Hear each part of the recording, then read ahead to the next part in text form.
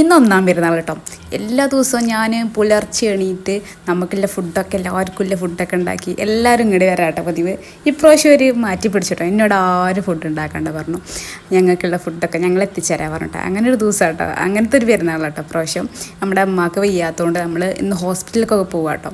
എല്ലാ പെരുന്നാളുണ്ടെന്നും ഞാൻ വീട്ടിൽ പോകില്ല കേട്ടോ, എൻ്റെ വീട്ടിൽ പോലെ ഭയങ്കര പരാതിയാട്ടോ എൻ്റെ ഉമ്മാക്കും ഉപ്പാകും. എന്നെ അറിയണമല്ലൊക്കെ പറയും എനിക്ക് ഒന്നാം പെരുന്നാളായിട്ടെങ്കിലും ഒന്ന് വീട്ടിൽ പോയി കൂടെ അറിയട്ടോ.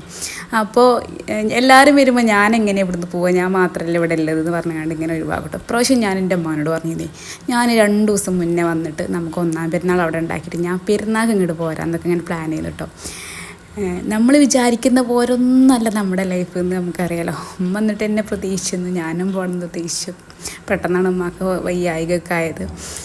ഏതായാലും ആർക്കും അസുഖങ്ങളൊന്നും ഇല്ലാതിരിക്കട്ടെ. വീട്ടിലേക്ക് ഇനിയും പോവാലോ. മിച്ചുവിന് ഇഷ്ടമല്ല കേട്ടോ ഒന്ന് ഹോസ്പിറ്റലിൽ വന്നത്.